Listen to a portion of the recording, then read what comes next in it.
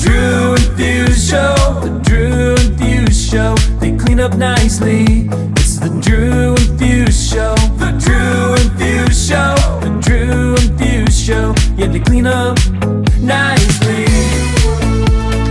Yeah.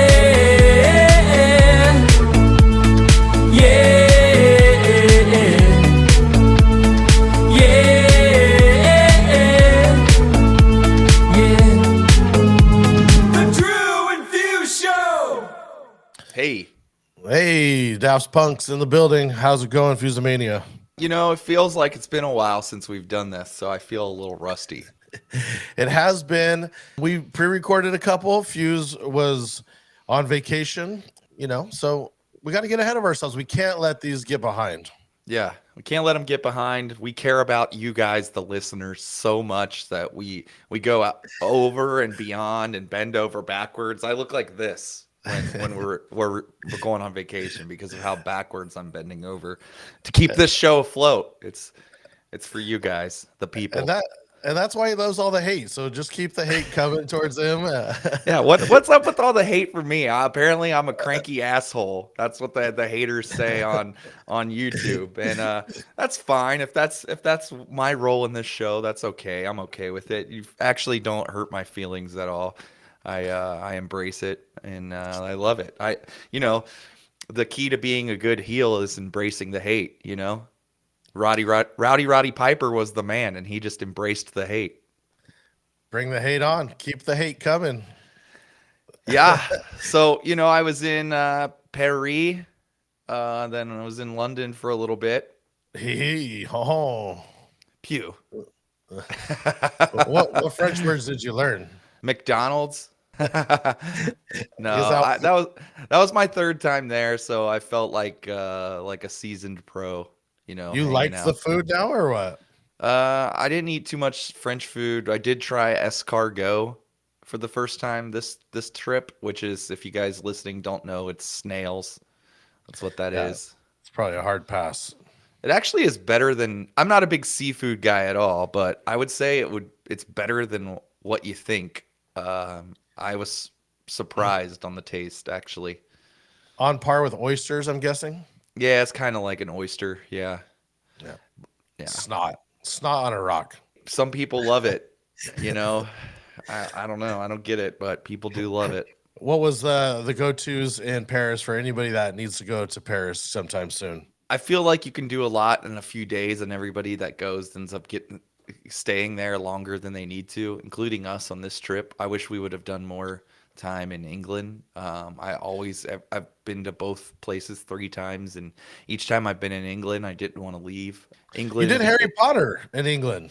Oh, we were at we took the train from Paris to England, and we were at King's Crossing, which is the train station where Harry Potter, But they do a real tour, right? They do a real tour where you go to they preserve some of the scenes. I thought I saw you posted something. It looked like I posted just the picture of the thing where everybody takes the picture of, and there was like an astronomically long line. Like, it was just the Instagram versus reality picture. The Mona Lisas. Yeah.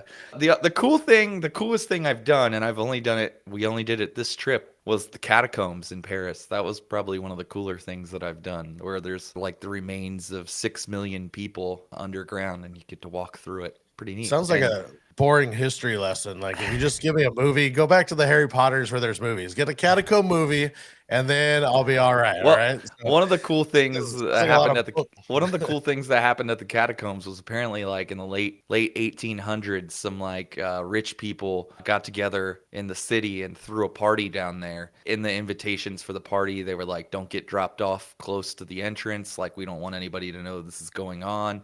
They had live music down there, and the musicians only played like creepy stuff, like Funeral March and like really creepy music like that. And they had like horse and buggy ready to like pick people up when they came out, to like get them out of there quick. And it was like an illegal thing that happened there. It's pretty neat. Now make that movie and I'll watch it. All right, there you go.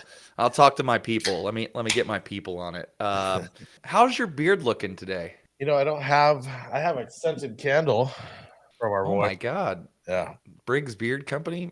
Briggs is doing candles these days. Look at that. doing candles. Yep. And you know what?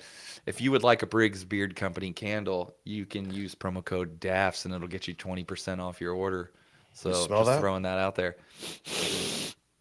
Oh wow, it's crazy. I can smell it. Scratch like a scratch and sniff. Yeah, that's how that works. Scratch the screen. Wow, it smells amazing. I could smell it through the screen. Anyway, also, if you guys want to leave us a voicemail, we have the YOLO line. You can call in, ask a question, tell us what you hate and how much you hate me. That's fine. 562-246 YOLO. 562-246 YOLO. If you haven't yet and you're listening on iTunes, make sure you rate and review the podcast. It really helps grow the show. And also, if you use promo code Drew and Fuse Show, it'll get you 30% off your first month of activation on directmusicservice.com. Also, in the comments below, or I'm sorry, in the description below of the video, we have a promo code for Club Cannon that'll get you $25 off a purchase of $250 or more. So if you want to turn your parties up to an 11, go get a Club Cannon. With that being said, I brought back the Liquid Death onto the camera today. That is so I got just a regular Liquid Death, and you have the brand new, all new iced tea Liquid Death, which I've been loving, by the way. I've been liking it too. Yeah, they're good. Really, I have been enjoying it, except for the cans came all beat up and shit, which is kind of annoying, but you know. So Fuse is in Cincy, I'm in Long Beach, and both of our orders came with fucked up cans. So it must have just been the whole first pressing, because yeah, mine was all busted up and leaking and shit. Yeah, it sucked, but you know, it's okay. It's all right. I'm gonna go with peach being my favorite. Peach was your favorite, huh? I like the Grim Leafer, which is like the regular sweet tea, but yeah. It's only 30 calories, which is pretty good, I think. Who knows what else is in it? Probably a bunch of other bad stuff for you, but you know, whatever. Gonna die at some point. Might as well drink Liquid Death. We have a great guest for you guys today. Let's just jump right into that. He was born and raised in New Jersey and is now living in Philadelphia. He's performed sets with artists such as Ja Rule, 50 Cent, Lil Jon, T-Pain, Fetty Wap, and many more. He currently tours with DJ Pauly D as his tour tech. He works for Student City and does a lot of stuff on spring break every year. He's currently on the airs. That's how I was going to read that. On Philly's Q102 and iHeartRadio every Saturday night. He's also a DJ for the Philadelphia Phillies. Please help us welcome DJ N9NE. Hey. What's up, guys? What's up? What's up, dude? Chilling, man. Spring break, so you're knee deep in it right now. We're in the thick of it. and it probably benefits you, because when all the colleges got together and basically spread all the spring breaks apart so it's like 2 months long of spring breaks now, right? It seems to be that way. It kind of dies off the end of March, but there's like a week or two in April where people are still out. I guess depending on how their semesters go. Yeah, the first week of April, you'll still see some people out in Mexico and Florida, Punta Cana, and all that stuff. So, but this is the thick of it right now. Does it keep you feeling young? Do you feel like Sure. it helps? I would feel it helps too. It's getting a little weird looking out and being like I feel a little old now.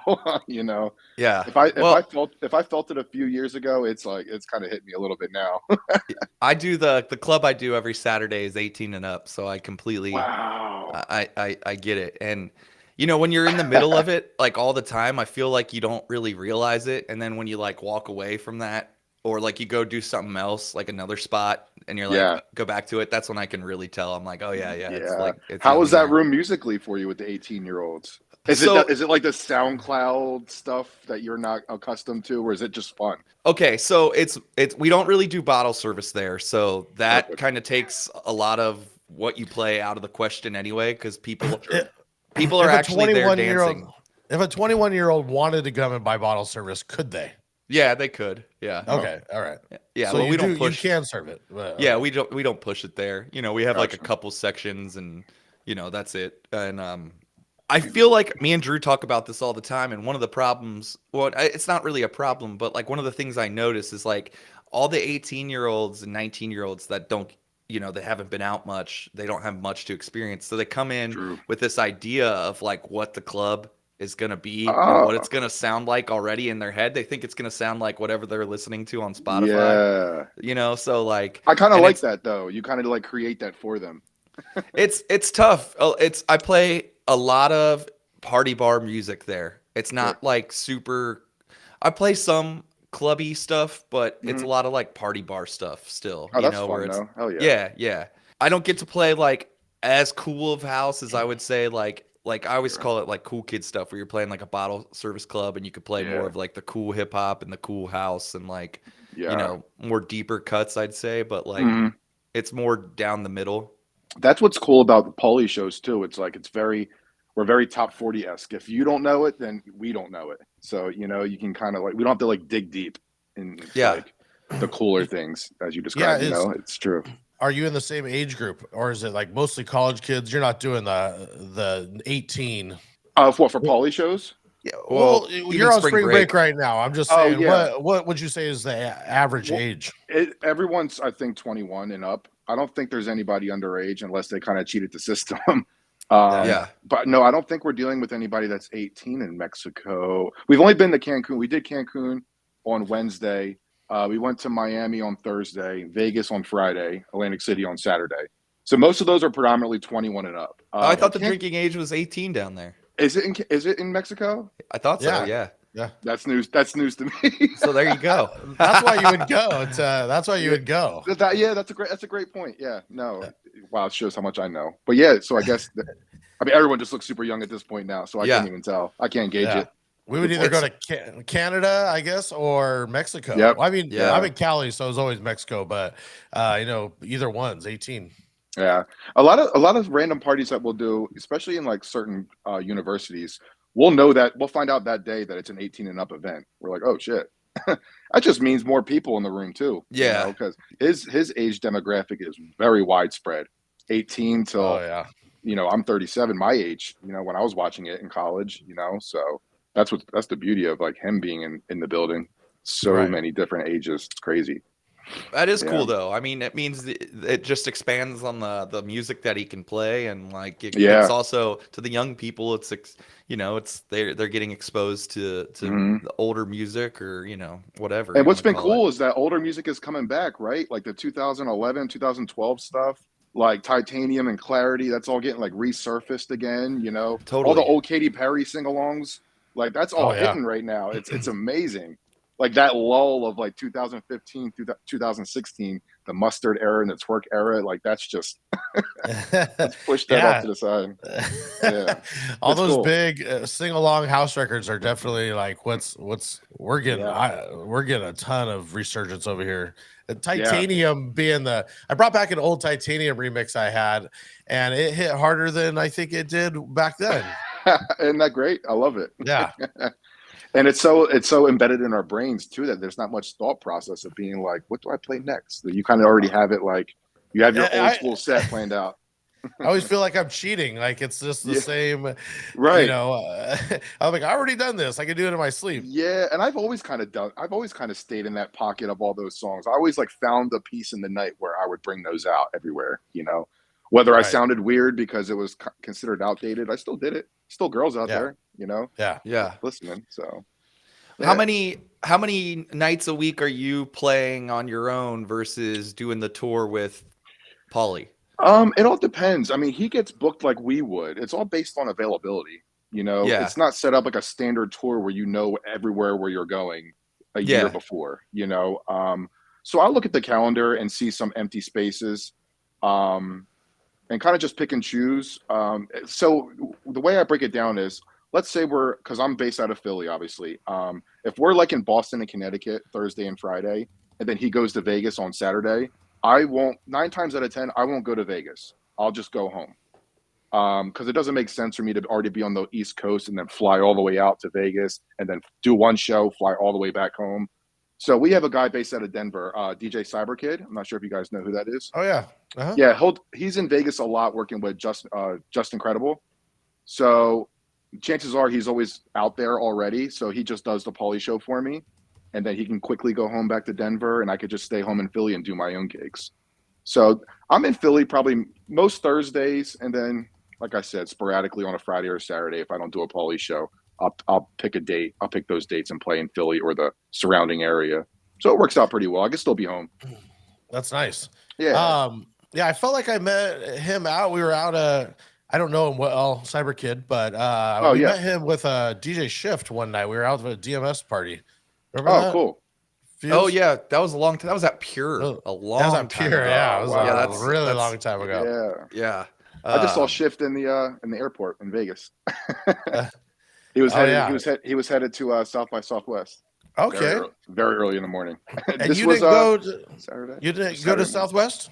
No, we weren't out there. We skipped that. And then we were in Miami 2 weeks in a row. And then obviously this week is Ultra.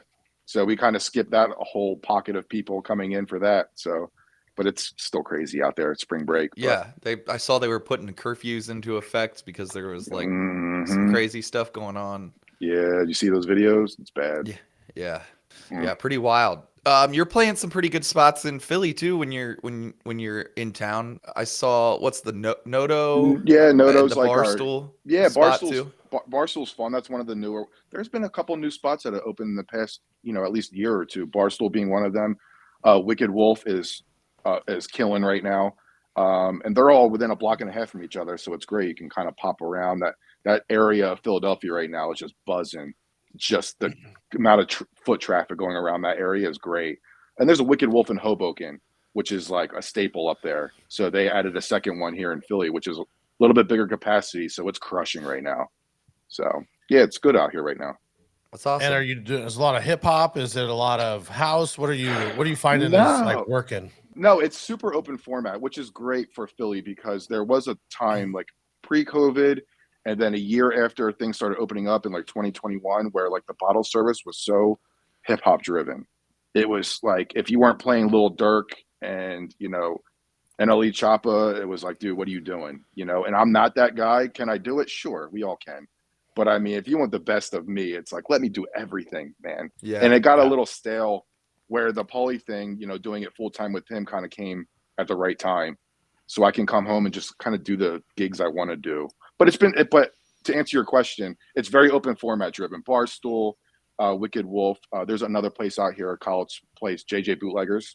Okay. That's awesome. It's so much fun. Like their Thursdays are obviously their busiest because it's college. And it's everything. You can get away with doing anything. The only person that can mess it up is you. Yeah. It's those are the best nights. But awesome. Yeah, open format's kicking off again. Yeah, I feel it is too, and I feel like the guys that do it well, it's really starting to show. Yeah. And that's great you say that because a lot of the younger guys are getting a start around Philly super fast, and they only know certain things. Like, I'm not saying you can't pick it up quick, but it takes the experienced guys to understand the real open format stuff. You know what I mean? Yeah, being able to dabble in everything. That's the old man in me talking, but it's true. Totally. No, it's true because I was talking with somebody recently, and I think a lot of the newer, younger DJs came up in the era of, I mean, what we're liking to play now is a lot of the older house, but they all came up idolizing all the house DJs. That Sure. Where we came up idolizing open format DJs or people that were just playing everything and making it work. They came up in the house era. And so their range isn't quite what our range can be, right? So yeah, they're just banging it away, doing some knob twists and whatever. But then being able to go up and down and go all around takes the experience of knowing when to drop it and when to come back up. Do you guys remember that era in like 2014 when like obviously EDM was peaking and it was like the show techs and Chucky and all that stuff, and you'd be like just in John's Irish pub. And you would hear like Cannonball, and you're like, "Oh my god!" It just sounds so funny in here, But these younger DJs, they grew up going to one festival, and they downloaded all the good bootlegs and remixes and stuff, and they're playing this hard shit in these bars. Yeah, That was when they didn't know. That was why everyone was talking so much about knowing how to open, is because you were just hitting them overside the head at the very beginning of the night.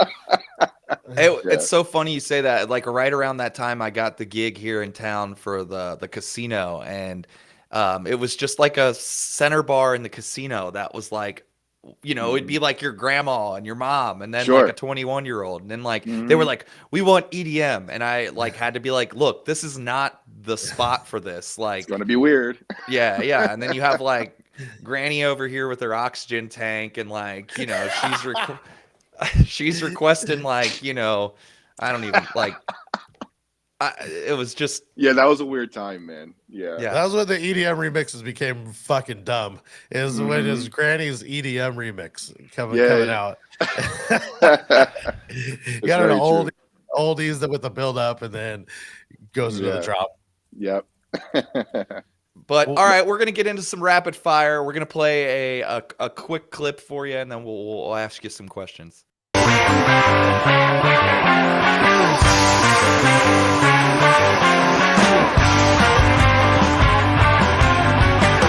It's now time for rapid fire.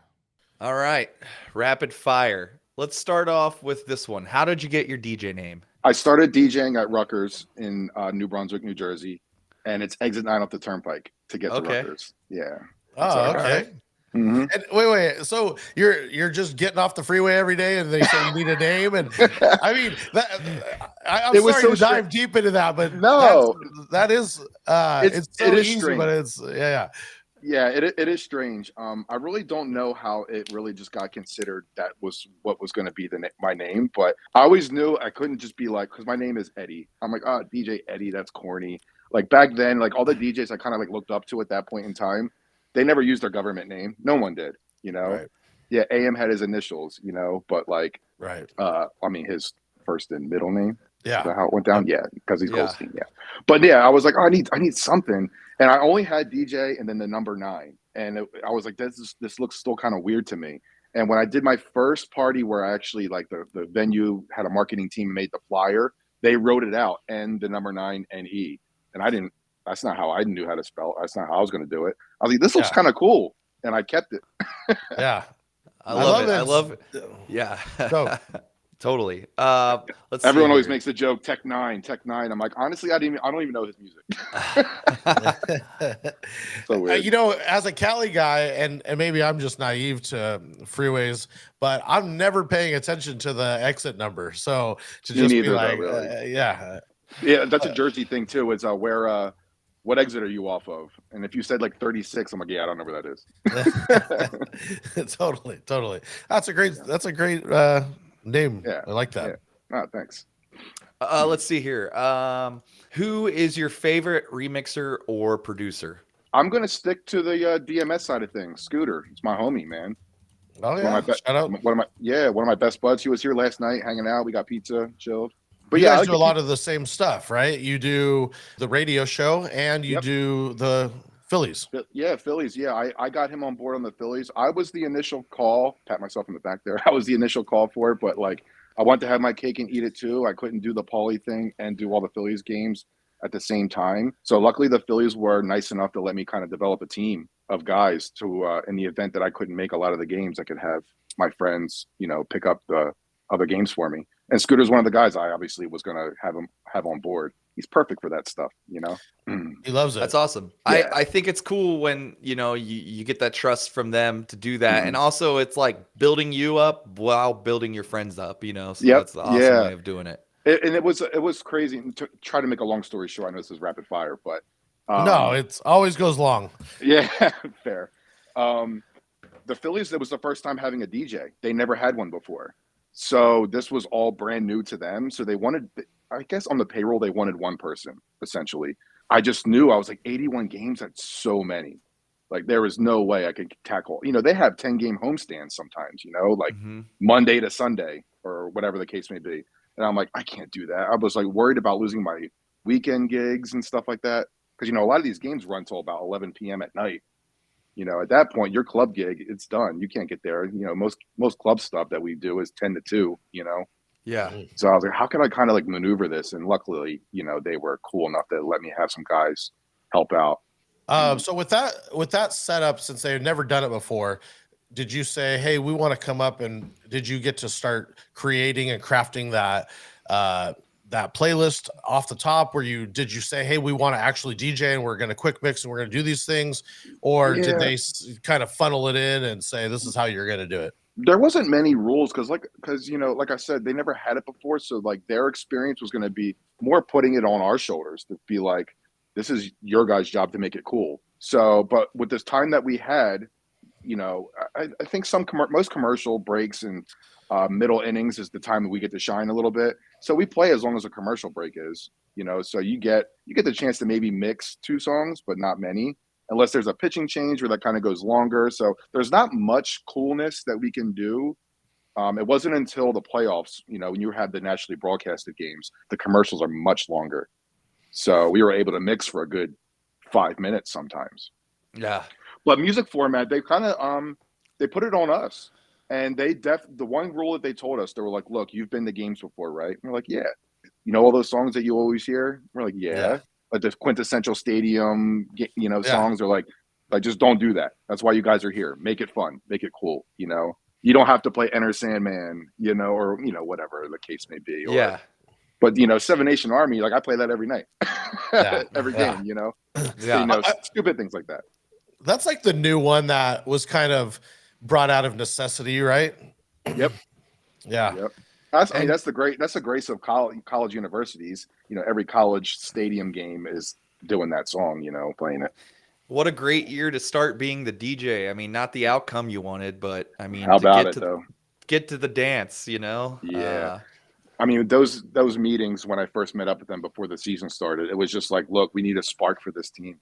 The players wanted it. That's why we got the call. The players wanted the DJ, not the organization. The organization was against it. So we were kind of walking on eggshells the whole season, being like, let's make this cool so that they kind of like see the advantage of having it.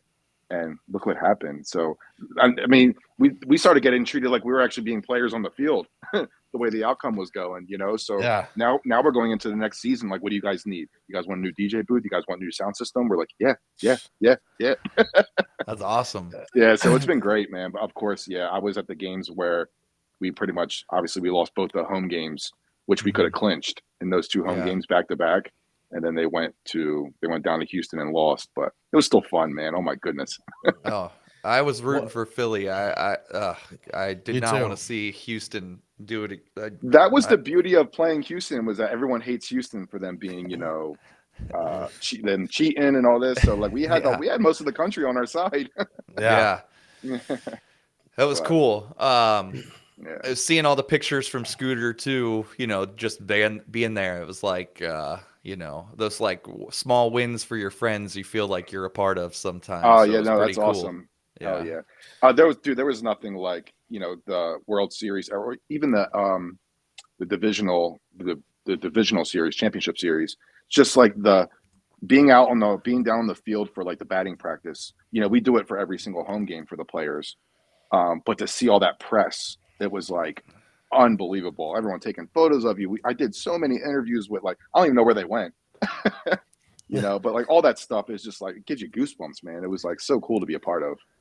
You need to somehow work that into your bio of basically responsible for getting the Phillies. I mean, let's just rewrite it to where you guys are basically responsible for getting them all the way to the World Series. You're right. I did say it on Fox in the morning. They had me come in and like DJ during their show, and they obviously interviewed me. They were like, "Oh, how does it feel?" I'm like, "I think we're a good luck charm. I don't know about you guys." I was like, "I'm going to take some credit." I think you should ride that all the way to the bank. Yeah, for real. I know. But yeah, super cool. So we know you're from Jersey originally, but if we visited it in Philly, where would you take us to eat? Okay, I was actually excited about this because I'm not going to do the typical cheesesteak stuff. All so right. So I'm going to touch on 3 different like ethnic places. So I love Mexican food. So there's this place right outside the city called Nemi. It's unbelievable. Me and my fiance Ray go all the time. It's like you literally walk away. You're like, I wish it wasn't over. It's just good. I'm not sure if you guys love Mexican, but Yeah, totally. Oh, love Mexican. Yeah. You know, it's those little mom and pop places that are the best, right? Oh, Yeah. always. Yep. That's one of them. I'll give you guys a cheesesteak place. Steve Steaks is. That's the Okay. We've heard that before. I think Excel said Steve Steaks. Yeah. yeah, Excel was. yeah. Excel knows. Yes. He was Oh, yeah. raving. And I think there's not many like diners around here anymore that are open past like when you're done your gig and you want to get food with your homies, you know, talk like post gig stuff. But there is one place in Chinatown, so it's obviously mostly dominant Chinese food, but it's called Ken's, and like they have salt and pepper wings that are fucking banging. And it's like the only place that's open like past 2 a.m. You can go hang out and kick it with the homies before you go to bed. So Ken's is a go-to spot. All right. Let me ask, when I was in Philly, and I could be wrong, I was there for like one night. There isn't no late night food trucks or nothing. No, I wish. Really? No. Okay. I mean, there's, what's funny? I'm lying to you. In that busy area that I was mentioning, where Wicked Wolf is and Barstool, right on Chestnut there, next to City Hall, if frame of reference. They have a few food trucks. You see a lot of like the halal guy trucks kind of popping up a little bit. But I can't stomach that stuff. I kind of. No. No, I'm with you. I'm not saying I want to eat that, but I'm just wondering late night, you're when you get desperate. Yeah, it's mostly like those chicken bowls with rice and like lettuce and stuff like that. That's I don't think I've seen anything else. If there is, I don't know where it's at, but yeah. If you had to pick one song as your theme song, what would it be? Booyah, Show Tech. There it is. I don't know why. Guess that. No, I don't know why. You want to hype up the crowd, especially if like a restaurant at 9 p.m. That's the time to throw that song on, right? Yeah, especially an Irish pub. Yeah, I was the guy playing it 2014 at Old Queens at at the Man Spot. Hell yeah. Booyah. What's a big left turn song you like to play? Pour Some Sugar on Me, Def Leppard. All right. Because it's so surprising. You realize how many people actually do know it if you do give it a chance and play it. Yeah. And it's that middle tier, 80 beats per minute. You can go anywhere you want, What's a band that has 9 arms and I get it. Can't remember the rest of it, but for those of you that don't know, the drummer only has 1 arm and he's like crushing it though, right? Yep. He took that and like totally built a sound kit, his drum kit around that. So cool. Only having 1 arm. Yeah, they did a whole stadium tour with like Joan Jett, Def Leppard, Poison, Motley Crue. Well, so they did that their biggest album after he fucked up his arm, right? After the accident. Yeah. I think I'm trying to remember the Pour Some Sugar on Me video. Did he only have 1 arm in that video? I think he did. Yeah, I think so. Yeah.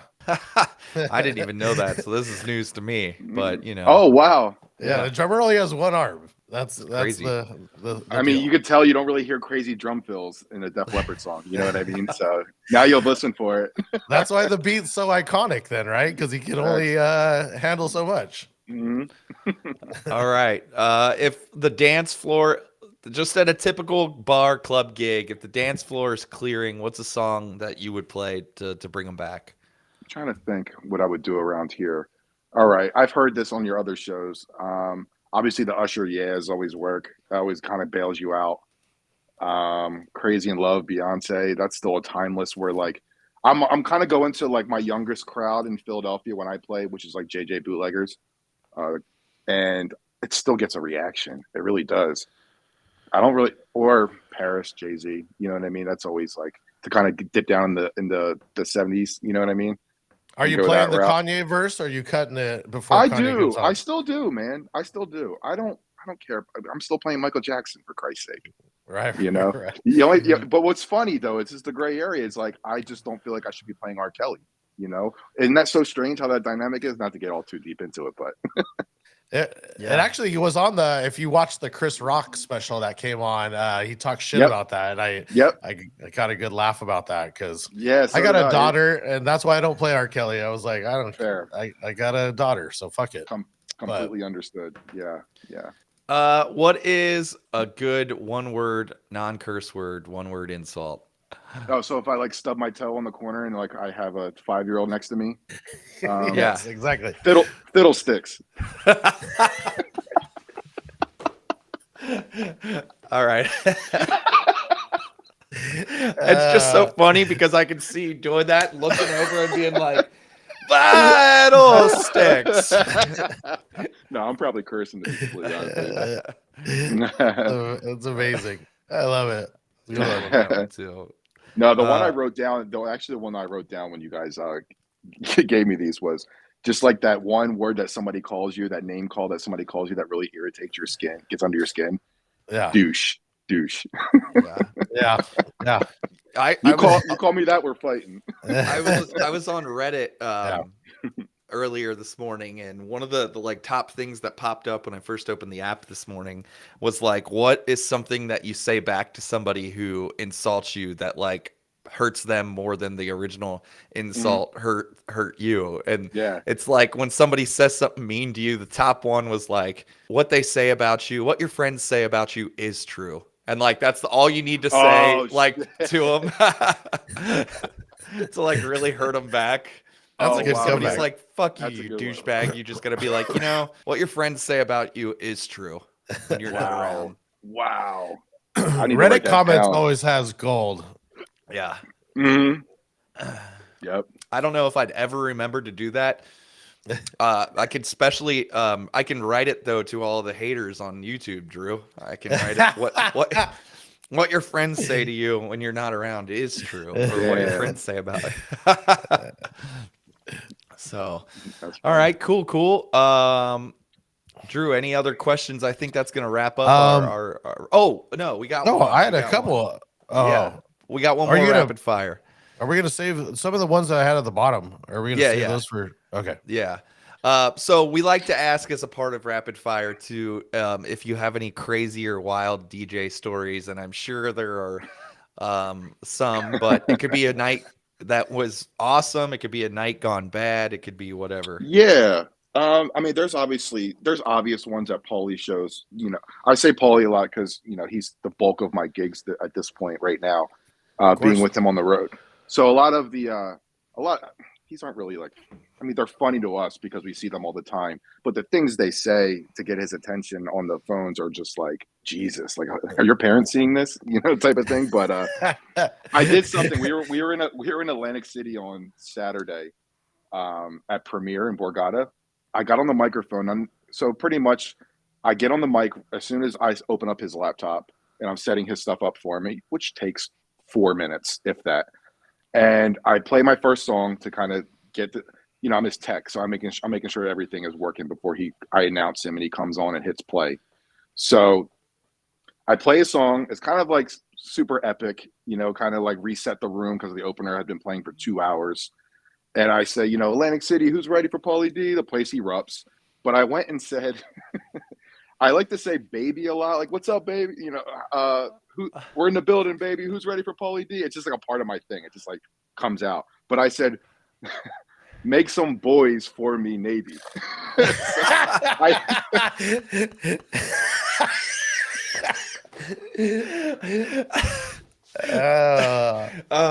that's amazing.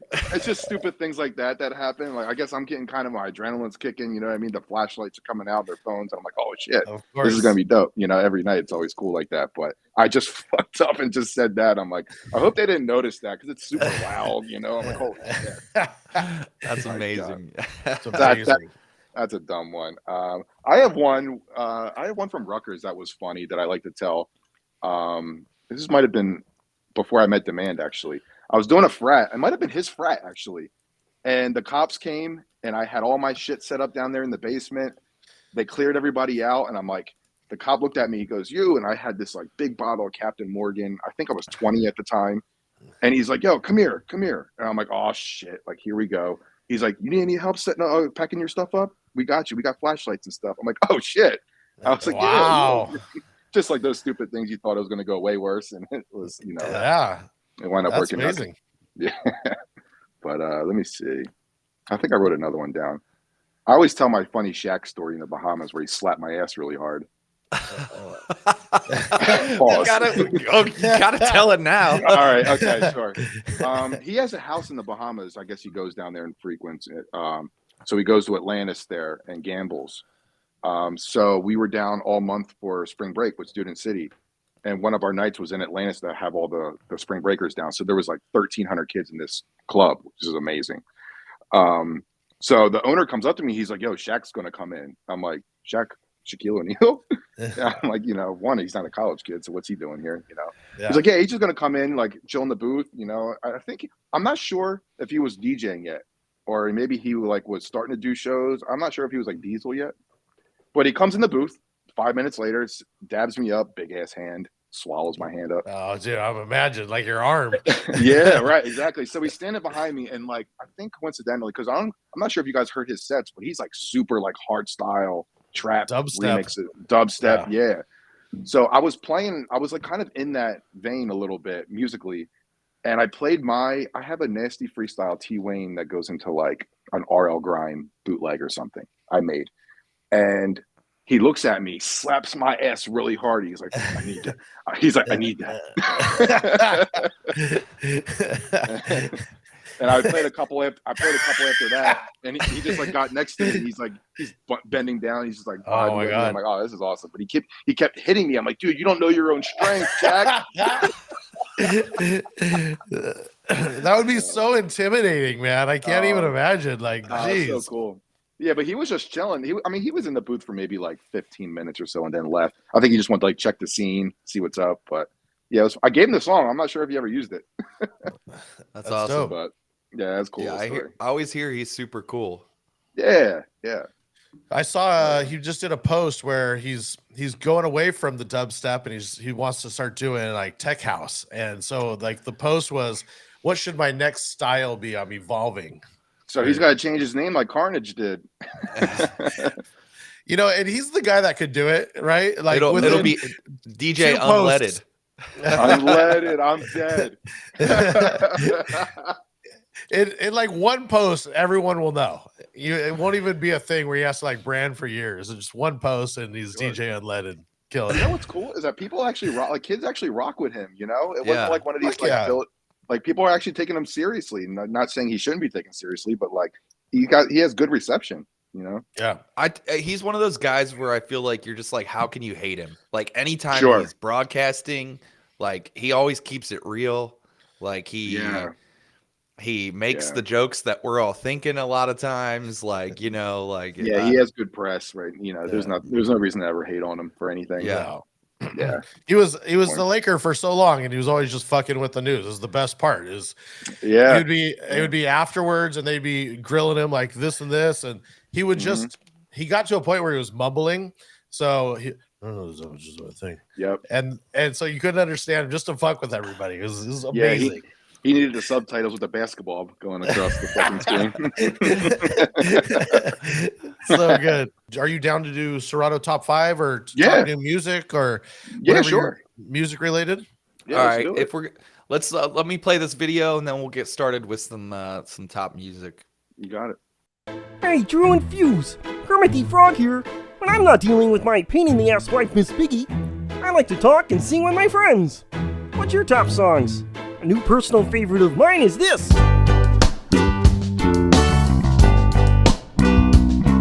It's the Drew and Fuse Show. The Drew and Fuse Show.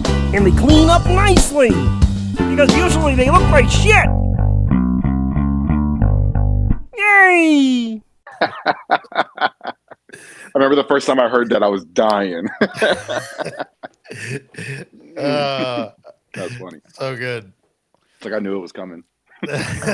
We got to get some new ones and freshen it up, but that one's a pretty good one.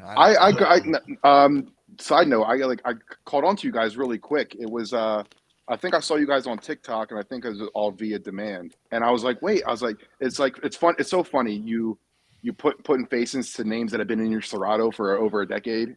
It's like, oh, totally. That's what they look like.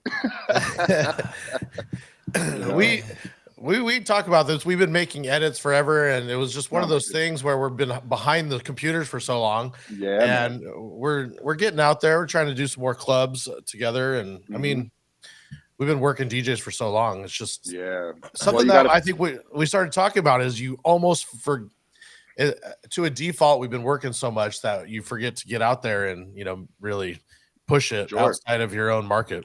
That's the beauty of the podcast and stuff, You got a fan out of me real quick. Well, we appreciate it. We appreciate it.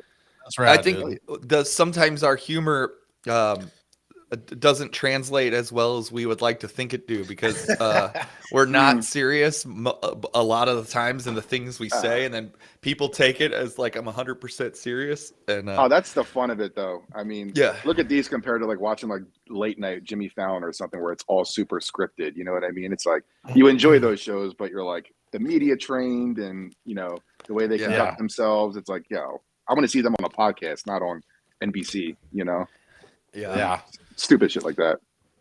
But there's that really demented comic. He's one of my favorites. Anyways, he was writing jokes for Fallon, and he was saying how every one of them would get turned down, and they all thought they were funny, but basically Fallon has to be so PC that they can't do any of them. So yeah, makes sense. Let me look at my Serato here. So these are super strange. I'm not sure if you guys deal with this. I have one that has like 33,000 plays, and I don't even play this. So it's let me skim down a little bit here. All right, so it looks like my number one. Wow, this is shocking. Is A Ladies, Travis Porter. Okay. I would say that's probably one of my top 5. Easy. Yeah, I mean, I do play it every single night. Yeah, at some point.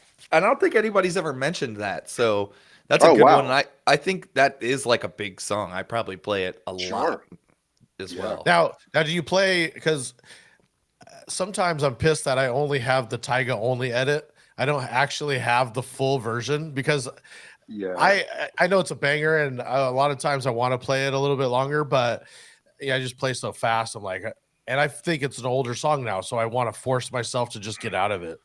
There's 2 ways I play this song. One is to kind of get me out of a rut a little bit in the mid-tempo range, where like you don't really have many new songs that you're playing in that area, or I play it super fast because I want to get into all the girls dancing. You know what I mean? And like that's the one that kicks it off. So I'll play it quick because I still have another arsenal of 10 songs I can still cover.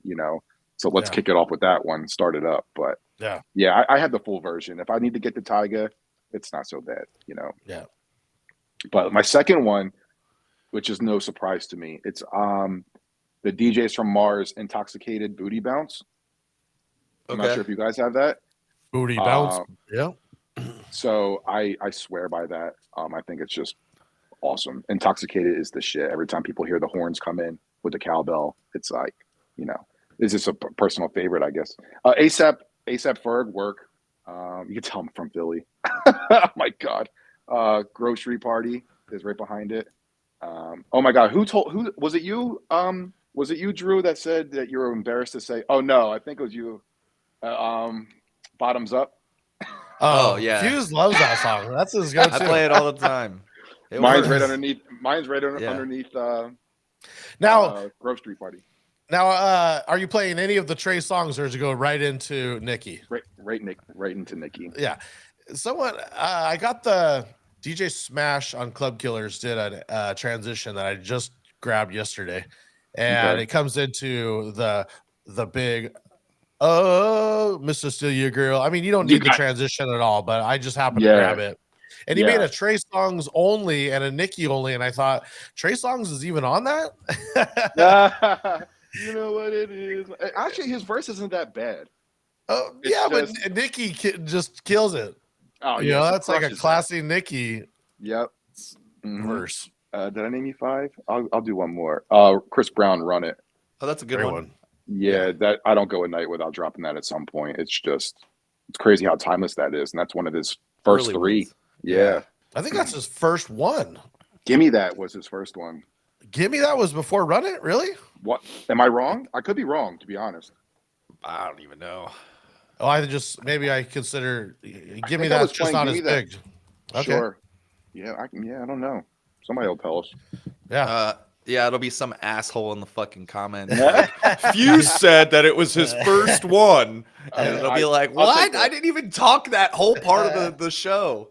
I'll take the blame for that one. I said it was first. Any honorable mentions?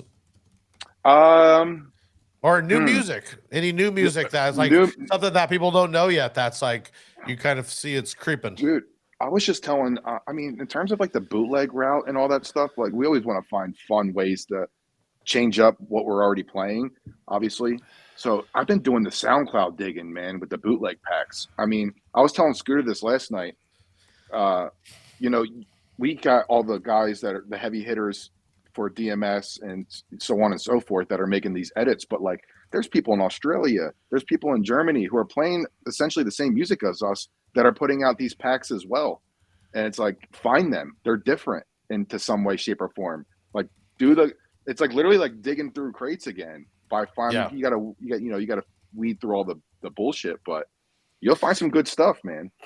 The only thing I don't like about SoundCloud, and it's what we're doing as well, is the hype edit. So the hoops you got to make to jump through to get it. Sometimes I feel a little shady, like I feel a little dirty, like they're like grabbing all of my information. I'm fine following them, but you know, I followed one the other day, and I had to log in with SoundCloud, and then they started like adding their crates to my shit. You're absolutely right, and that is one of the things you got to do in order to get their stuff for essentially free. Right. You have the repost. It makes you repost their bootleg pack on your page, but you know, full disclosure, I go right back to my profile and I unrepost it. and when it comes to the following stuff, when you have to follow them on Instagram in order to advance to go to the next thing, if you just click out of the box, it goes away. You know, all right. Just hit continue. You don't listen. Of course, support the guys that you're getting music from. Of course, don't listen to me, but there are ways around it. No, I want to follow them. That's not my problem. Sure. My problem is sometimes it feels like I want to know how much information I'm giving them if I'm liking some of it, because it has all that small writing underneath it. And so that's where I'm like, the Spotify one just got me. They added 3 playlists onto my Spotify just because I was trying to grab something. And that one kind of made me feel dirty. No, I didn't even know that was a thing. Yeah, that's no good. I wouldn't like that. Yeah. Wow. But I mean, it's killing it again. SoundCloud just total revival. It's definitely coming back. I was always on it though. I was on it. I mean, for me, I put mixes up there every week. You know, I don't let my radio stuff go to waste for Q102. So when the show's over, I'll repost it on my SoundCloud. I've always kind of gotten music from there as like another side outlet. I actually just hit 2 million listens in 5 years. That's not bad. That's amazing. Yeah. I've been pretty consistent with my mixes on there. I really want to talk about your mixes, but one last question. Who are some of the producers that you're grabbing off SoundCloud, or anybody that stands out that you're really loving right now? No, nobody sticks out. I fall into like kind of like being on YouTube in the middle of the night before you go to bed. You kind of fall into that rabbit hole. I kind of do that where I don't really know where I'm clicking. I just kind of like skim through their little preview and see if I like a song or something. I'm trying to think of names, but I do it so rapidly that nobody really sticks out. Oh man, I couldn't tell you. I can't answer that. No biggie. I totally agree though. I've been on the SoundCloud rabbit hole and I've been loving it. It's been awesome. Something that I want to get into, transition still related to music, but you are doing all those mixes for the radio show. You're posting them on SoundCloud. So we've been posting some of ours, SoundCloud over Mixcloud, right? Mixcloud is kind of, I feel like SoundCloud is doing better with mixes than Mixcloud was. Yeah, I think you guys might feel the same way. The general public is sticking with SoundCloud. You know, you need to spoon feed the regular listener to a platform, and SoundCloud was always, I think, the one for the longest time. When Mixcloud started, I wanted that too, because obviously it seemed cleaner and like more strategic, but it was just DJs listening to it. And I don't know about you guys, but I don't put my mixes out for DJs to listen. You'll know and hear everything that, you know, I'm doing. You know, I'm not really wowing you in any, maybe I am, but who knows? But I don't really care to even find that out. So SoundCloud's always been that outlet for me. and I get a lot of like people that I wouldn't expect to think that they're on SoundCloud or listening on SoundCloud, you know? So I have a younger sister-in-law, and she will be like, "Oh, where can I get it on SoundCloud?" I'm like, "Oh, it's on Mixcloud," and she instantly is like, "It's thrown away." She won't even try. But the SoundCloud, she's already doing it. She knows it, so I totally agree. Yeah. And are you finding any issues with copyrights or anything like that on SoundCloud? Or once you pay, I'm assuming you're able to get away from it. Yeah, I'm not sure if because I'm paying for SoundCloud that kind of gives me free reign to post things, but I was posting bootlegs years ago, just single tracks and posting them. And 2 months in, 3 months in, they were like slowly getting taken down. But my mixes, I don't run that 30-second opening, blank sound before hearing the first track. I don't do any of that to kind of trick the algorithm or trick the system. They don't get taken down, and it's all commercial stuff, especially the radio mixes. I mean, there's remixes here and there, bootlegs and stuff, but I've been good. Nothing. So a lot of guys that listen to the show really want to hear about music, and doing radio, I know it can be strict with what you could play and how you could play. What are they giving you? What's kind of your format? I know you guys do late nights, so you're playing everything, right? You're doing a lot of bootlegs and everything. Yeah. I kick it off. There's a few DJs on Saturdays. I think there's 4 of us. I kick it off at 9 o'clock on Saturdays. To be honest, I stopped doing them up until like 3 weeks ago. It just became too much. So I'm only doing Thursdays. I do a Throwback Thursday during traffic hour, which is amazing. I get like the most feedback during that time. Do you go in, or is it it's all pre-recorded? I don't go in. No. Yeah. It's all pre-recorded. Send the mix to Dropbox. They take it and program it in and stuff. Can I go in there sometimes? Sure. It's funny. I used to live 50 minutes away from the station. Now I live 8. So it's actually pretty nice now. But no, so with the Saturdays for the longest time, I mean, for 8 years, they give you a sheet. I'm not sure if you guys know this rundown. They give you like A, B, and C. Yeah. I was doing it just till recently, and it was like you said, it's so much work. It is, but I will say this: Q102 kind of gives you free range a little bit to just do your thing. Just make sure you cover obviously the A list, which is like the most popular songs that are getting the most plays throughout the day, and they're the ones you want to play anyway. They're popular, B is kind of like on the come up, if not maybe trailing off and drop from A to B and like sprinkle them in. But as long as you cover an original, or it has to be the original, or bootleg, it doesn't matter. Yeah, Blend. and that was the fun of it, which has kind of made my my Serato like very like all over the place because I was getting all these different remixes to kind of change it up every week. But I'm like, none of these work in the club, but like they're like still sitting in my. I don't like to hoard much music on my Serato. I'm very OCD. If you guys saw my crates, you'd be like, holy shit. I'm like very organized. Yeah, that's awesome. Demand's crates were funny the way what he calls his crates. They're hilarious. What, you got a funny crate name if you're dialed into not it, as funny as his. Okay. I have a basic white bitch. That like it's everything that we can still do. What we talked about earlier, everything we can cover now. But to go back to the radio stuff, the list over time got so like contemporary, like the people that were getting the artists that were getting these spins. I'm like, how the hell am I going to incorporate this into like a cool mix for like the first hour, So I kind of just play a few of them that make sense. Maybe like the obvious ones that I know are going to go off better in the club. I'm a club DJ, so I kind of want to always keep that same realm when the people hear me. I didn't kind of want to like dial back a little bit for the radio because people are listening. Q102 crushes it out here, especially with iHeart and everything. But some of the songs were just like stale to me. Like, like how contemporary and chill and moody, but no, just finding remixes, going on, literally DMS and everything. Like, I'm not joking. It's just like here, even if it's a redrum, thank you, Pete Down. Like, seriously, shout out Pete Down on that one for sure. Yeah.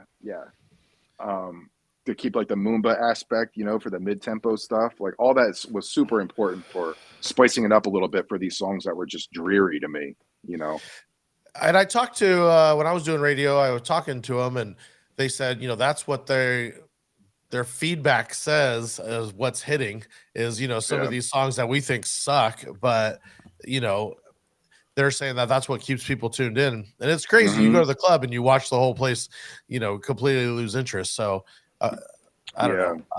Well, radio, even for us, I'm not sure about for you guys, but even radio for us, obviously radio is not the number one. It's not the one-stop shop to find new music anymore. You don't listen to the radio to hear what's new. So radio started listening to other people first, seeing it on TikTok, seeing it everywhere, and then bringing it to radio. So we were finding, as DJs digging, we were playing Roses, St. John before radio even knew it existed, Right. And that was the COVID times when that remix came out. How do you say his name? I'm back. Yeah. I don't know how to do it right, but yeah, I know what you're talking about. We were playing that before Q102 put it as like, yo, play this one instead, because his original one was just super slow and but certain things like that. I think Imbeck has a new song out right now, Sunglasses. I wear my sunglasses at night. No shit, really?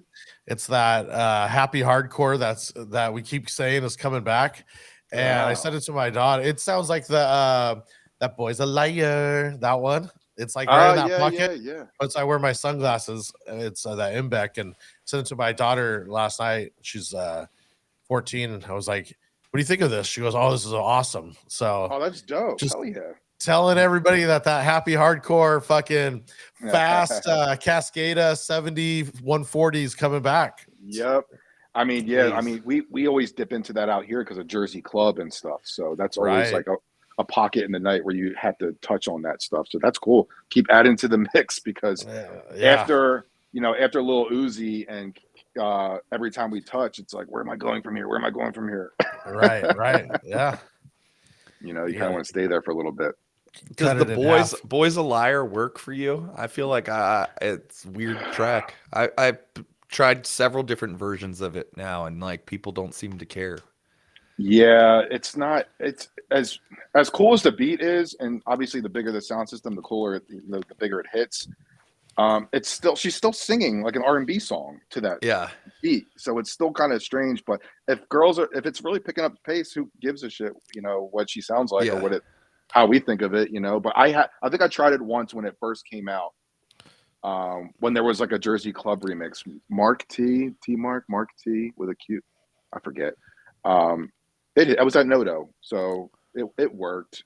I looked up and been like, all right, but it wasn't like a little Uzi right away. Yes. When we're recording this, it's still number one on Spotify. Scooter put that the Club Can't Handle Me one out, and I played that, and it was okay. And then Diggs put that one out that's like the boys Aaliyah, and it's got the like Aaliyah. That one I played that this weekend, and it did better than the Scooter one that I played. But both were just like not.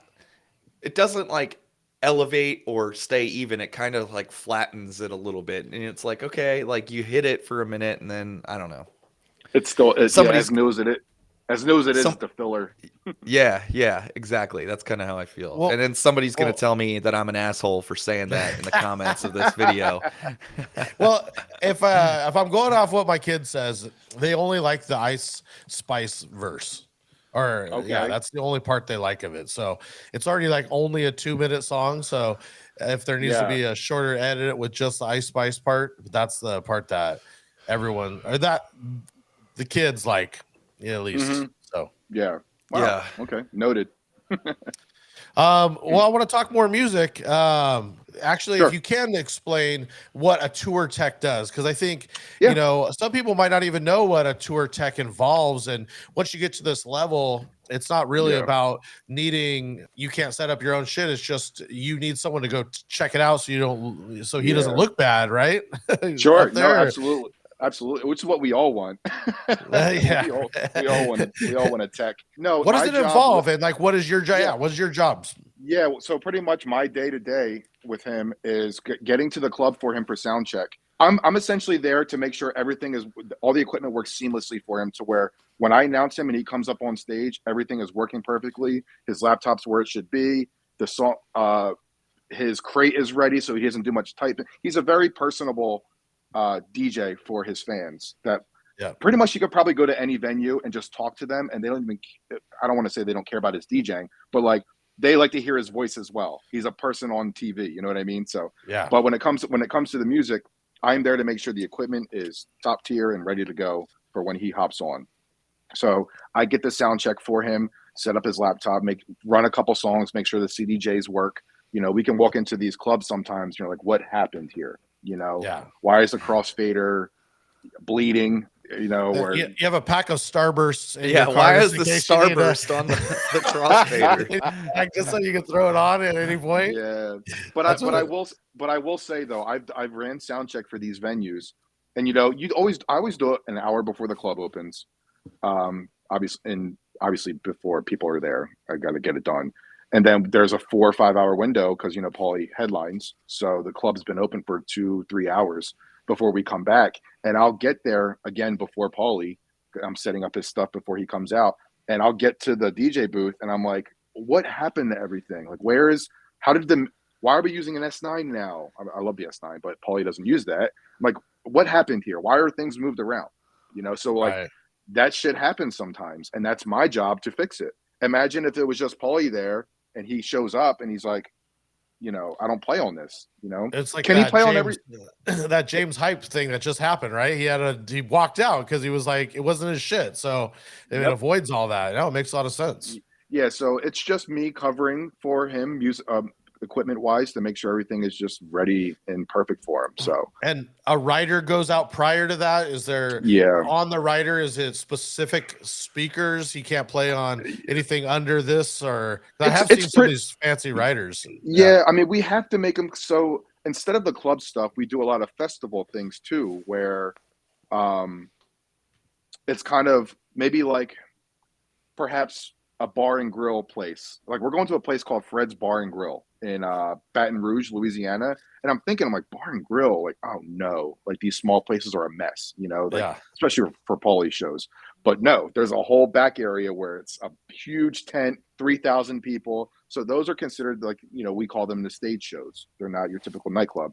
So we have to have how high the table should be for him specifically. So things like that are added. We put in, you know, how many subs should be in the booth, which is like generic shit. A sub on each side with a top on each side, on top on each side of him, which is pretty standard for most DJs, I think, that are coming in that want a booth system. But those are things that had to get added. 2 microphones, fresh batteries, have it hubbed for us, have them all connected. We use four 3000s, laptop stand. What's his mixer of choice? The Nexus 2, the Pioneer Nexus 2. Okay. Yeah. And that, you know what, and that's only strictly because, I mean, he does like that mixer, but with having a DJ on Serato before us, it has the 2 USBs for an easy transition. But a lot of these openers are on sticks. I'm not seeing many laptops everywhere we go anymore.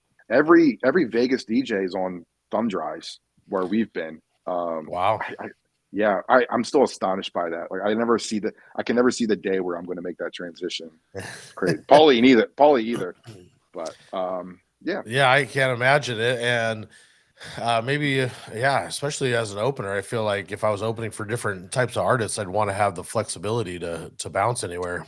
Yeah, a lot of these guys also too are telling me, like in Vegas, especially like the pool parties and stuff, they're not worrying about the overheating of the laptop. They're playing mostly dance music anymore now. You know, in the summertime, you're not really diving down much into hip hop, and if so, it's a small crate. You know, get them going a little bit. We're just as we're mentioning Ryder before we go farther on it. Is there any? We were talking about Steve Aoki having the white tees and the fresh socks. Does he have any?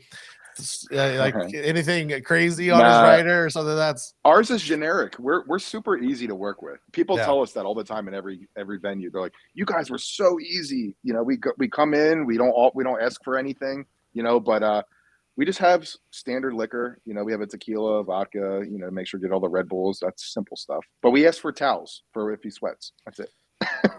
That's the only thing you guys need for us is towels, you know. Yeah. No, it's no food or anything like that. We don't need protein bars. Football helmet full of cottage cheese. Yeah. You know what's funny? Do you guys know this story that a lot of these places, a lot of these artists do this just as a test to see how good they are at their hospitality, seeing if they actually do complete these things to see how on point they are. Yeah. It's just like a test. They don't need that stuff. They just kind of see Yeah. are they gonna, like, how do they run their ship here? You know? That's like the famous green M&M, right? They wanted to just see. I guess they used to do it to make sure that the stage was like properly set up to see if they actually paid attention to all the details. That's what it. Make sure they pay attention. That's all. Yeah. I never knew that. I just thought the artist was dicks. No, I think when it gets up to the higher level of stuff, they want to make sure they're paying attention, because any of those little tiny details, that means they overlooked the other shit. Yeah. And cables or lighting could fall or whatever. But yeah. So you get there, you make sure everything's set up and he's ready to go. Do you just start playing off his laptop and you warm up the crowd with whatever you want, or you just go off the opener? Do you tell the opener not to play anything? No, and sometimes I feel like I should, because it gets a little messy before he hops on. Openers always say, and I really will attest to this, that opening up for Pauly is one of the hardest things to ever do. It's like waiting. It's like DJing a comedy show. It's everyone's standing there or sitting there, not sitting, but everyone's standing there staring at the DJ booth, waiting for him to come in to the room. So any opener can crush it as an opening set. And it just doesn't matter. They're just waiting for that moment where he comes out there. So, which in turn is when I show up, I am like the warm up, because I play off of his laptop. So I'm the first person that they see something in the element of Pauly, which is his laptop skin. So when I open up his laptop and they're like, "Holy shit, he's coming!" Like, not yet. You had me for 10 more minutes. And that 10 minutes has got to be just a night, not a nightmare, but I'm sure you soaked it up at this point, right? Yeah. No, I think because I do bring some energy. You know, the openers, when they really do their job, can be, you know, they're playing an opening set, not too much hype, not, you know, get them singing a little bit, but like they don't have them in the palm of their hand. You know what I mean? So when I open up his laptop and I play my first song, that's when I get on the microphone. A lot of my Instagram stuff, as you'll see, if you see, is literally when I say, "Miami, we're in the building, baby. Who's ready for Pauly D?" Place goes nuts. The phones come out. And I guess they assume at that point in time that he's going to walk out right there. So that's where you see all the camera flashes and all that. So good. It's like, sorry, guys, you have 9 more minutes.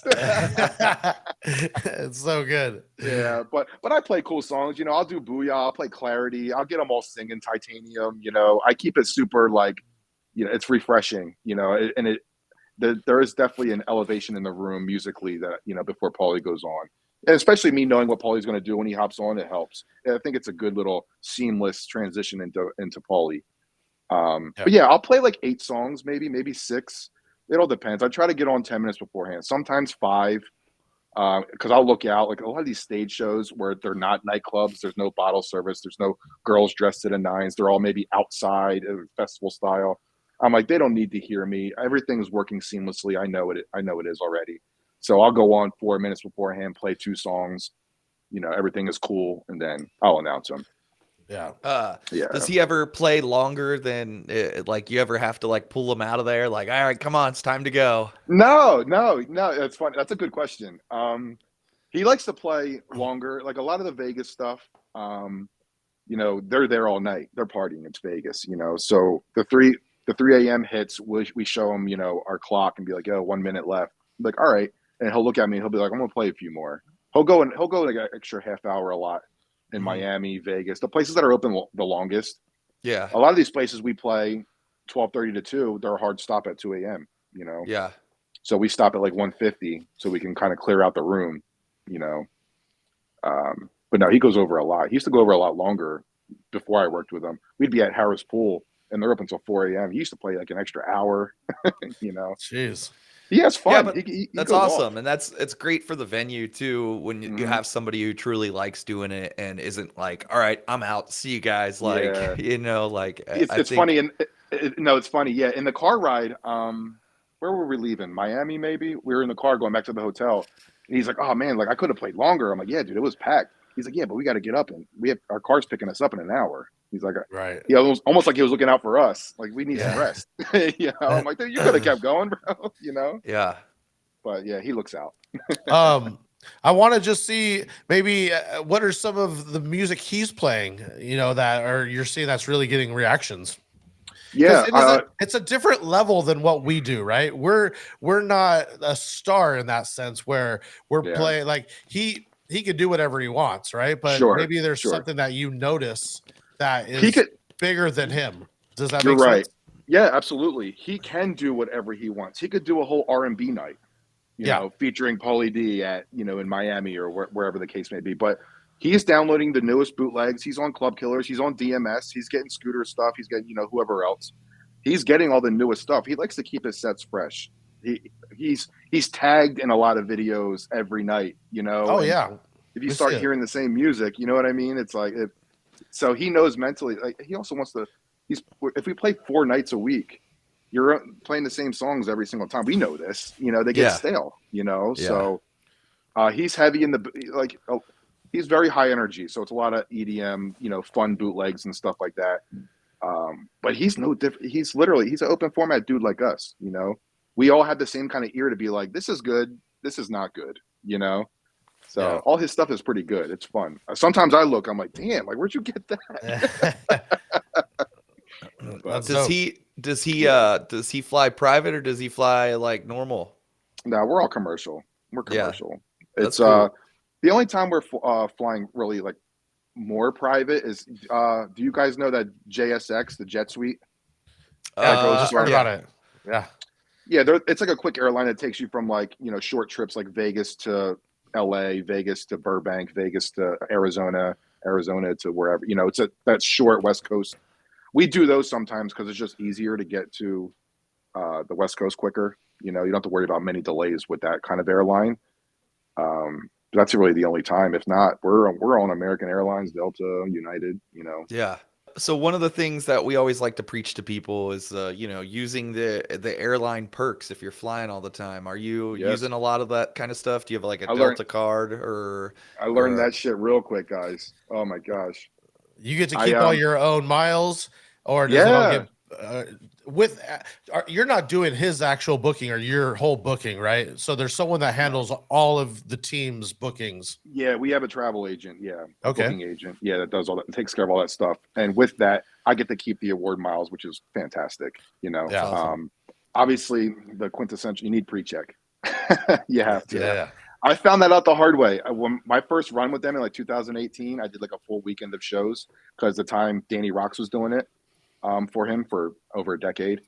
But I guess he was in a wedding or whatever the case may be. So I went out with them and I didn't have pre-check, and just that awkward moment of like them going this way and going that way. I'm like, I need to get on this. I got to do it. I'm surprised not everyone has that yet. It's like $80 for 5 years. It's like, get on that shit, guys.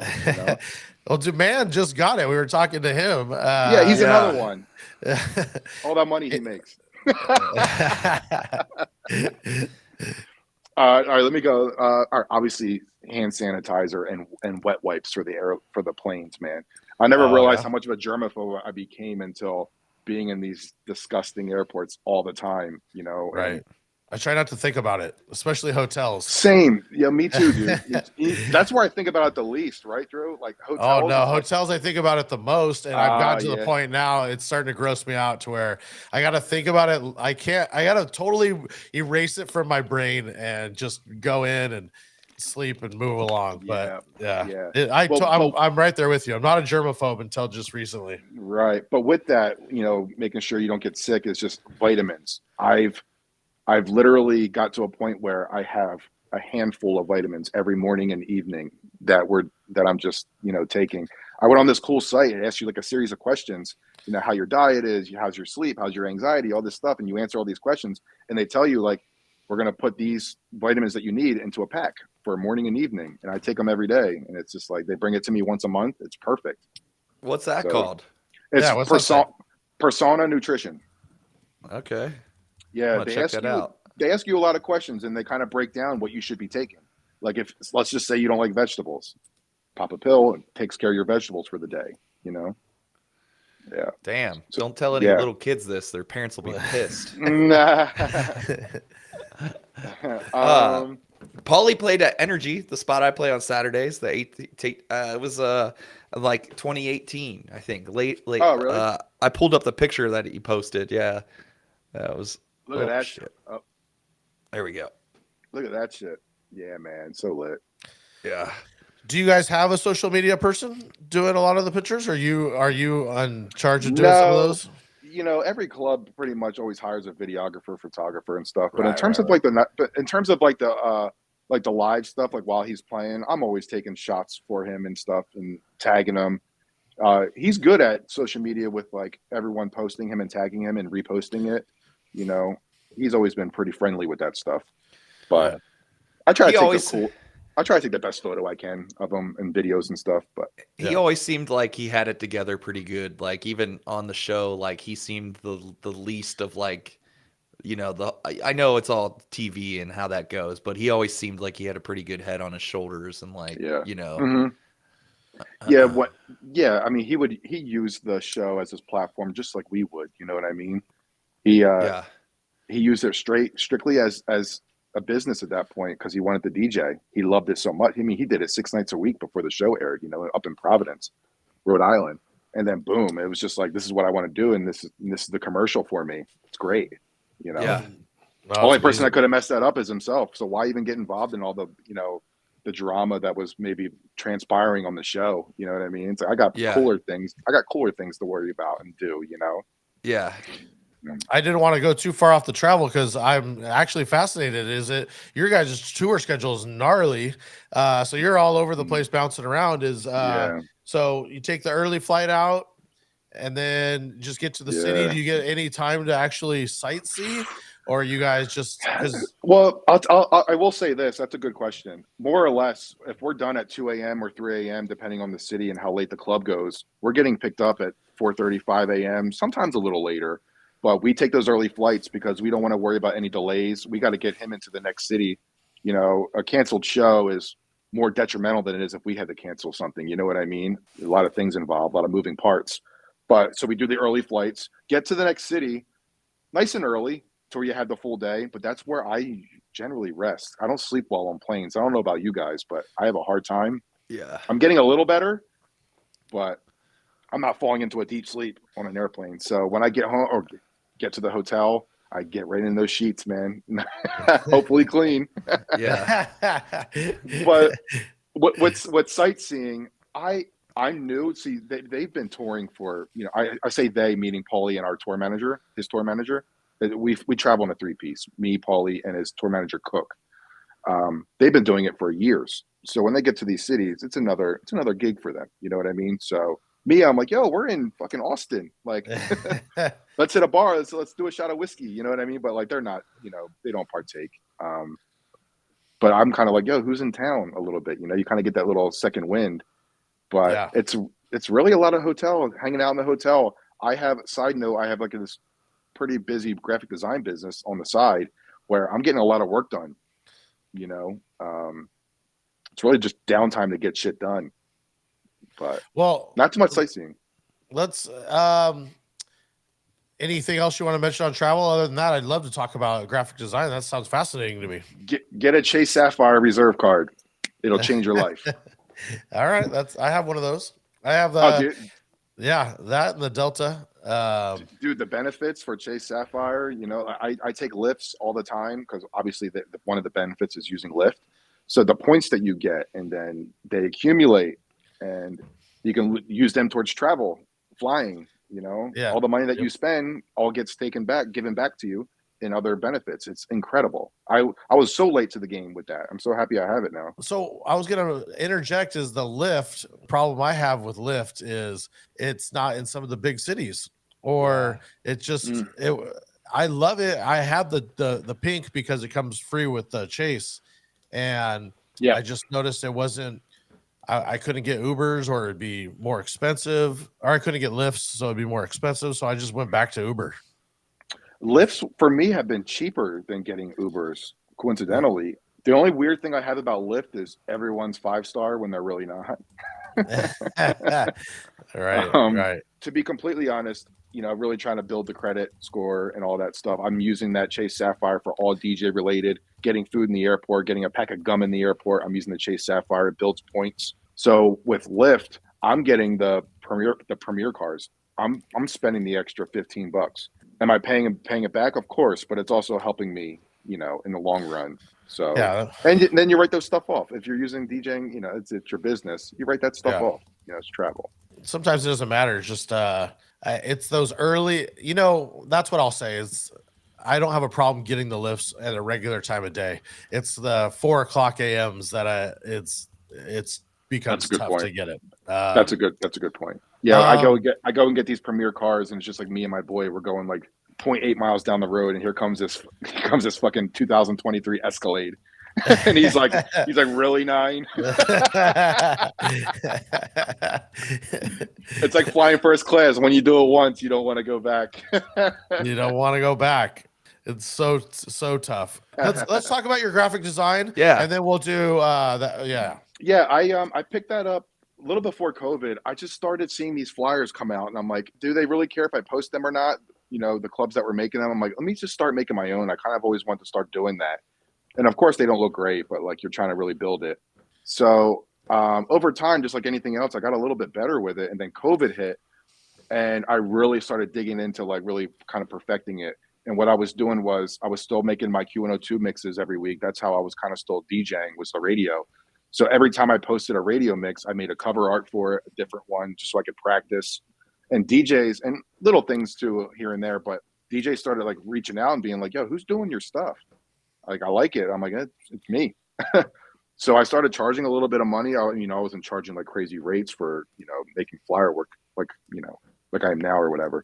But over time, when things started opening up, businesses, they started really knowing that it was me making a lot of graphic work. And I wasn't super busy like a lot of these graphic guys where, they're doing it for a living, to where my Photoshop or Adobe. Yeah. Okay. Yeah. Yeah.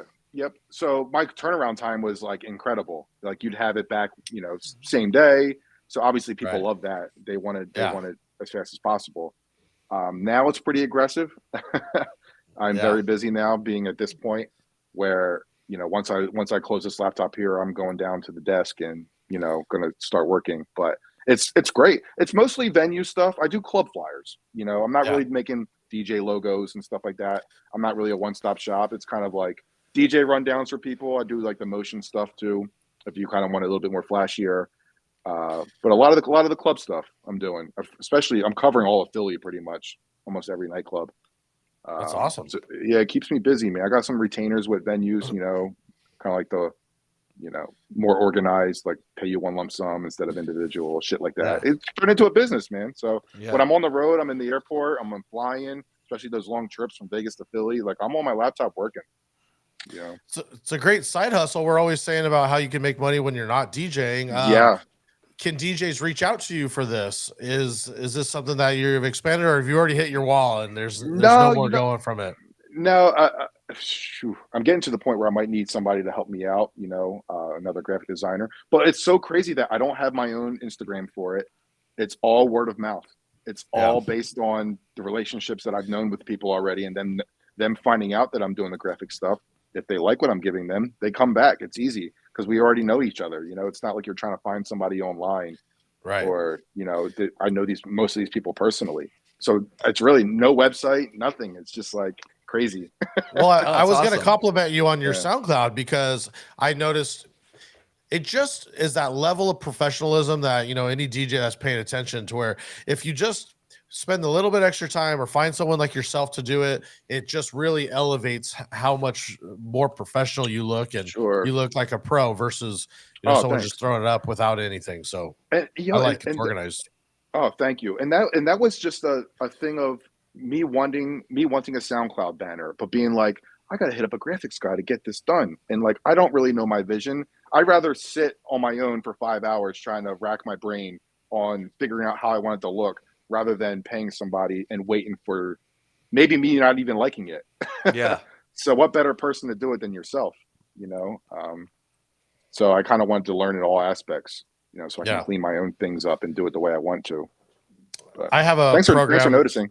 No, it looks fantastic. You know, Fuse does all of our art, and I don't know not if good. you. It's not good like yours. And listen, at the end of the day, I could probably find somebody that would crush and make.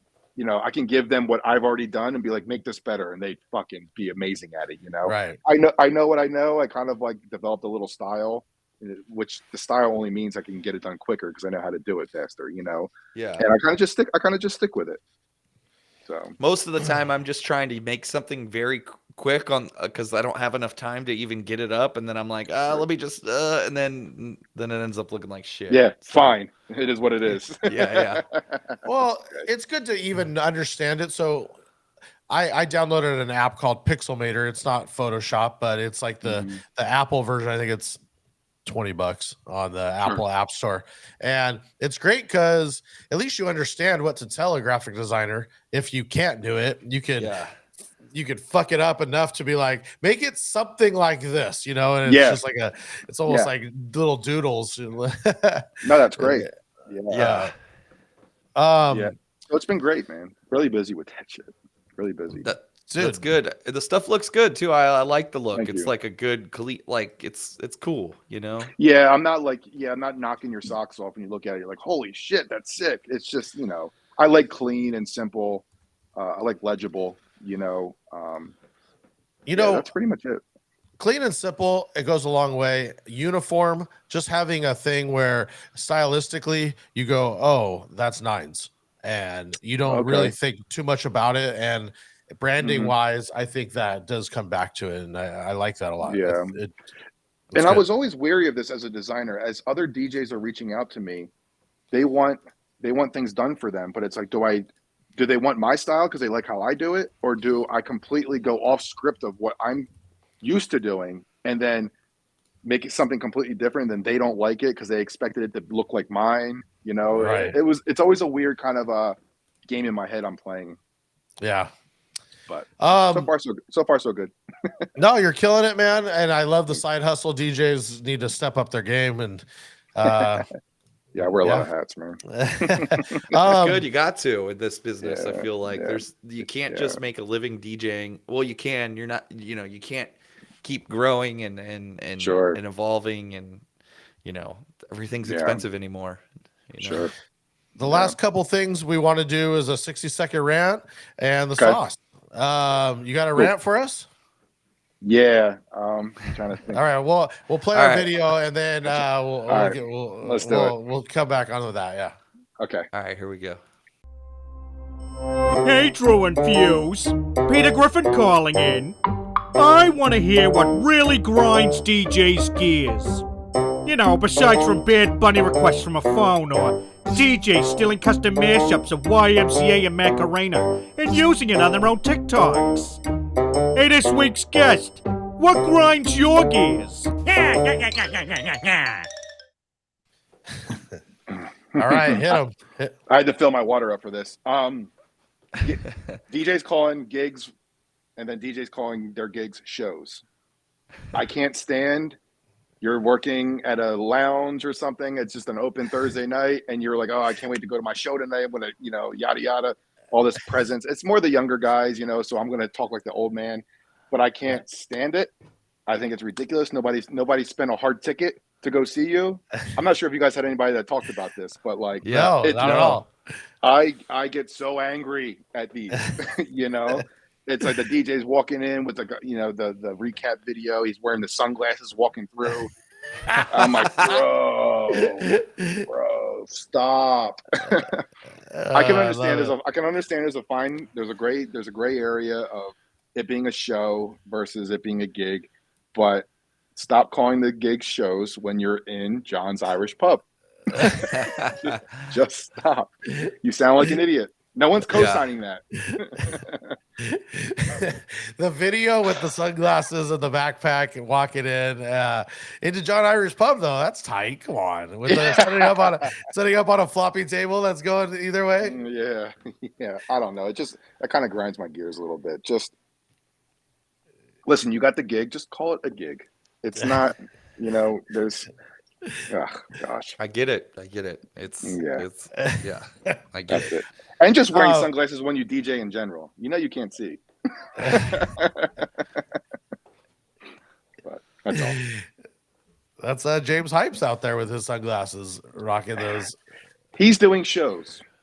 He's doing shows. The know, lights are brighter. The lights are brighter. People are there to see him. It's a hard True. ticket versus It's a hard soft ticket. ticket. Yeah. It's a hard ticket. There is a distinction between open format dudes that like Vegas. Let's just put into perspective like a Spider and even Vice and stuff. Like yeah, sure, people are going because they see oh damn Vice is in town. That's cool. You know what I mean? Love that. That's me. To me, I'm going to see him DJ. That's a show to me. He's showing his shit to me. But there's also people there. They're like, oh, I love Marquee Nightclub. I love their music there. I love their DJs. Let's go. And then it happens to be Vice. Now, does Vice call those shows? Yeah, I think he can. The bigger rooms, you can call those shows. They make total sense. You know what I mean? He's on the flyer. He's on the billboard. Yeah, but I can make flyers. I make flyers for people that are playing John's Irish Pub.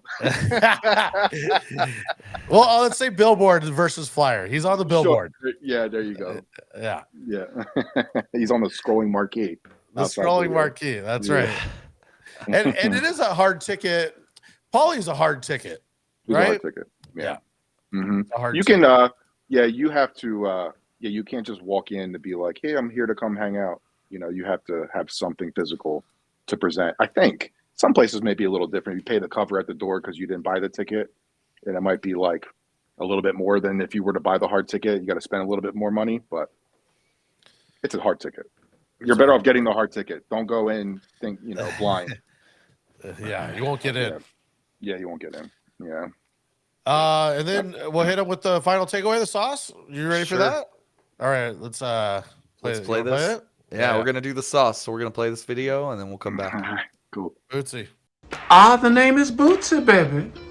And this shout out goes out to Drew and Fuse, all the way from Cincinnati to the LBC Bobbles.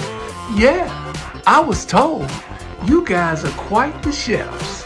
And you got a delicious sauce that you cook up. Ooh! And it drips that swagoo and breaks down the recipe. Yeah, and you giving up the P, cause it's funky. As in good, that is. Finger funkin' good. On the one by the power of the one. Yeah, without that, there is none. So get yours and be in tune with the one that loves you.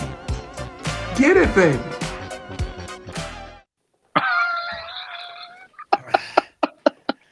You like that recipe, huh? Where do I get that shirt? That was cool. 101. All right, Bootsy. That's funny. Asking for the sauce. Hit us with That's your cool. final takeaways. What's your little your spiel, Fuse? Any advice to your younger self? Anything you would have liked anybody to learn from the show today about you? Oh, about me? Just okay. No, it could be. Sorry, I wasn't prepared for this one. It could be all the way. What have you learned throughout your career? Do you just say yes to everything? How have you gotten from the beginning, early days of driving down the turnpike and finding your number on your exit to where you are today? I think what really helped me a ton, honestly, was being present in places that I wanted to play at. Showing face is still a thing. I know with Instagram, you can send anybody a DM, but they can also ignore you. Get in front of their face. Like, make it awkward for them to where they can't run and hide. I thought me showing up to places that I only went to places that I really I wanted to DJ at. And then when you get that opportunity, say you would do it for free. I've done that. Say you open up, let them hear you play well. Obviously, that's most important. Not just networking. You got to also play well. You got to be ready. Every time I wanted to play at a place I wanted to, and I was given the opportunity, I was more than ready to do it. A lot of DJs are getting put on very early, thinking that I know how to mix. I got the favorite songs people want to hear, and then they go into these situations and are like, "This is much more deeper than I assumed." So make sure you're ready. Obviously, all the old school stuff. Learn, be great at your craft, and when you get that opportunity, you're not nervous. Just be ready to go. but always be present. I know I get a lot of DMs a lot, you know, how can I be in your shoes and do things like this? How can I be where you're at right now? And I tell them the same thing. Just be present, go to these clubs, shake their hand, buy them a drink, you know, grease us, you know. Philly's been doing that. A lot of these young guys are coming out and like saying what's up to me, and I like it. I encourage it, you know. And then I dig more about these people, and I'm the one looking. You guys want me to pay attention. I'm paying attention. So the guys that are doing a little bit more than you, they'll notice. The ones that care will give you a shot, you know. I completely agree. Yeah. We've had a handful of people that have listened to the show, and you know, they'll come out to a show and I've ended up taking them and letting them roadie for me or whatever, you know, and giving it back. So I think being present and being ready so you don't have to get ready is definitely a good thing. Yeah. Anything left on that? Is there any big hurdles that they gotta watch out for? Anything else? So in terms of taking on any gig, I think you should. I think you need to go and do these 5-hour bar gigs. And the way I got better, literally, was doing 6-hour beach bar gigs in Atlantic City. You know, like you got to get molded into, especially if you're open format. A lot of guys want to jump off their bed and be tech house DJs. You know, but when you get these opportunities to make some money, you're not able to play that stuff all night. You know, so. Yeah, you almost have to learn everything else, all the other styles of music before getting to where you need to be. Unless you can kind of find a way to jump ship and get where you need to be, that's cool. But I think it's a little bit more challenging.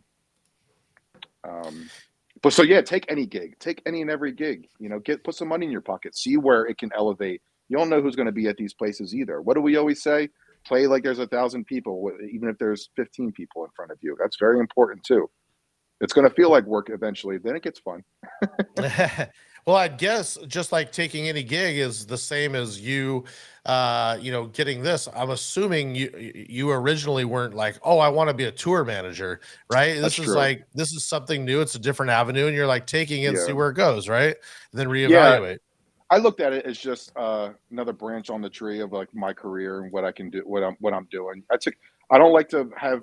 I'm trying not to mentally have Pauly's shows my main focus, but it's also a very important job. But like I said, I think if I was me being 17 years into DJing, I was ready for this kind of role. I've been my own tech for every single gig. Yeah, right. So that's the important part. Yeah. So to do it for somebody else, it's like you're built for it. You have to be your own, you know. So I also always said too, if I wasn't the one on the Vegas billboards or you know, on the big flyers and had being this hard ticket sell, I'm glad it's under him. You know, he would be next to be like, yeah, if I can't do it for my own self, it'd be DJ 9 everywhere. I'm glad it's with him, you know. Well, that's why I think we briefly touched on Pauly, but I wanted it mostly to be about you today, you know, because I think that's really what I wanted to learn more about you. So that's what it was fascinating for me, seeing that journey. Oh, awesome. Thank you. Yeah, thank you, man. It's every year has been progressively great for me. I've been pretty consistent with like in this Philly, Jersey, Atlantic City market. I've grown a decent business being a DJ, full-time DJ. It's worked out really well. And now with the Pauly thing and the Phillies thing, it's just elevating. It's cool. The world is your oyster. You don't have to take on any of this shit if you don't want to. That's the beauty of it. I could say no to all this shit and do whatever the hell I want to do, you know, but I love it. I like it. It's fun. I mean, it beats any job that I can think of, you know? Yeah, that's right. Yeah. Awesome. Well, we appreciate you taking the time to be with us here today. And before we wrap here, can you just let everybody know what your social medias are, where they can find all your stuff? Yeah, all my stuff is, luckily it's pretty easy. It's all DJ N, the number 9NE. On all platforms. There's no real weird things for like SoundCloud versus Instagram. It's all just DJ and the number 9NE. Yeah. Awesome. Hit my SoundCloud. I got music for days, people. Yeah. Yep. We didn't get to talk too much about production, but you got a bunch of bootlegs and stuff on there as well. Yeah, I got packs on there and stuff. It's all mainly you know, simple stuff that works out for me that I use for myself. And once I see it that it works well in the club, I put it out for people. So awesome. Usable. Awesome. I think. No, that's good. It's awesome. So Well, Cool. you're crushing All the right. game, dude. Thank you so Yeah, much for crushing being it. on. Thanks, Yeah, guys. thank No, it's you. pleasure seeing you guys, and I'm obviously a big fan. I watch you guys a lot, so thank you for that. No, it Appreciate means it. a lot. We'll have Yeah. to link up. Maybe we'll be in the same city at some point. Yeah. I'm always you guys are on my radar, so I'll be in touch. I'll see you guys floating around, and hopefully, we cross paths. So Yeah, Totally. likewise, for sure. awesome. All right. Well, that's going to wrap up the show for today. We appreciate taking the time to be here with us today. And once again, if you want to shop some products at BriggsBeardCompany.com, you can use the Pro DAFS. It'll get you 20% off your order. You can use Drew and Fuse Show, the promo code for directmusicservice.com. It'll get you 30% off your first month. Like I said, if you want to call in and tell the podcast how much you hate me, you can do that at 562-246-YOLO. And we'll totally play it on the air, and you can say your piece.